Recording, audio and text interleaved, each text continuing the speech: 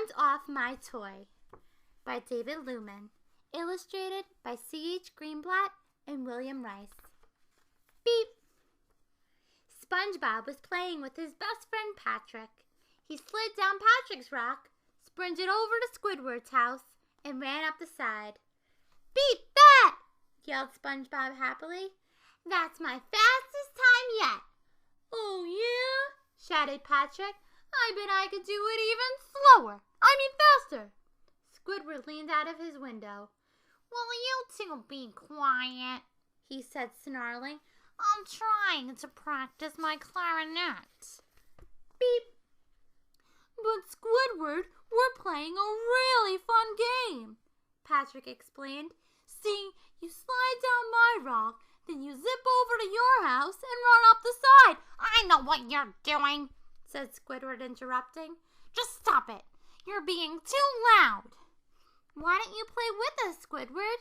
asked SpongeBob. "It's fun." Squidward noticed the mailman pulling up to SpongeBob's house. "Why, look, SpongeBob," he said, pointing. "Isn't that the mailman at your house? It looks like he's carrying a box." "A box?" shouted SpongeBob. "That's just what I've been waiting for." Beep. SpongeBob carefully opened the box. "At last," he whispered. "Do you realize what this is, Patrick?" Patrick nodded. "I have no idea," he said slowly. SpongeBob trembled with excitement. "This," he explained, "is a genuine Mermaid Man and Barnacle Boy bubble blower in its original packaging." "Wow!" said Patrick. "What does that mean?" SpongeBob gently lifted the bubble blower and stared at it. "I've been trying to find one of these for years. Isn't it great?" Beep. Patrick jumped up and down with excitement. "I love Mermaid Man and Barnacle Boy. Come on, SpongeBob, let's blow some bubbles. I bet they'll be the best bubbles in the whole world." SpongeBob looked shocked. "Blow some bubbles? But Patrick, we can't open this. We have to leave it in the original packaging." Patrick scratched his head. "Why? What good is a toy if you can't play with it?" SpongeBob smiled. "Oh, Patrick," he said, "this isn't just a toy. It's a collectible toy. It's for collecting, not playing." Patrick was still confused. "But then, what do you do with it?" "Lock it in the closet," explained SpongeBob. "Or maybe on special occasions, display it on a shelf." Beep. Patrick stared at the bubble blower. "Can I put it on my shelf, SpongeBob?" he asked. "Patrick," said SpongeBob, "you don't have a shelf." "I could build one," said Patrick. "Then I could look at the bubble blower." "Bubble blower," corrected SpongeBob. "As I fall asleep," continued Patrick. "Please," he pleaded, "just for one night, I'll be your best friend." "You already are my best friend," said SpongeBob. Then SpongeBob thought hard. He decided that best friends share all their things, even their favorite things. "All right, you can borrow the bubble blower for one night," he said. "Hooray!" yelled Patrick as he grabbed the package and ran off. SpongeBob shouted after him, "Remember, don't open it." Beep. At night, SpongeBob got ready for bed. "Good night, Gary," he said. "I sure am glad I let Patrick borrow my new bubble blower. That's what best friends do." "Meow," said Gary. "I'm sure he'll be extra careful with it," said SpongeBob. He patted Gary and climbed into bed. But as he lay in bed, SpongeBob started to worry about all the things Patrick might be doing with the bubble blower. Had he taken it out of the package? Was he using up all the soap bubbles? Or was he doing something really terrible, like breaking the Mermaid Man bubble wand? Beep. SpongeBob couldn't take it anymore.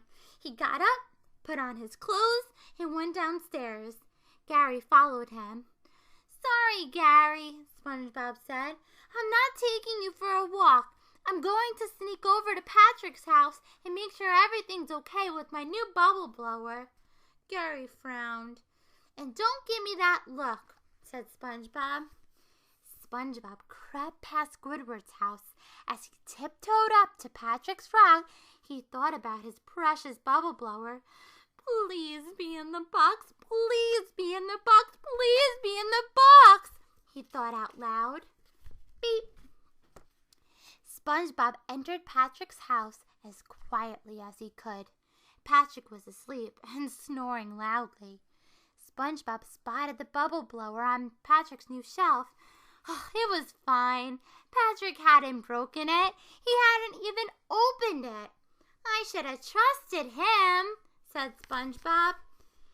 "See you in the morning, pal," whispered SpongeBob very quietly. But as he turned to go, he tripped over a shell and fell with a loud crash. Patrick sat up in bed wide awake. "SpongeBob!" he yelled. "What are you doing here?" Beep. "I'm sorry, Patrick," said SpongeBob, embarrassed. "I was just, I guess I was just a teensy bit worried about my Mermaid Man and Barnacle Boy bubble blower." Patrick quickly put on his shorts. He was shocked. "You mean you didn't trust me? Your best friend? That's terrible. I can't believe it." Patrick was so upset that he started waving his arms and jumping up and down. He started knocking things over, sending his things crashing to the ground. "My own best friend, not trusting me," he yelled. "I would never ever break anything of yours. What do you think I am, careless?"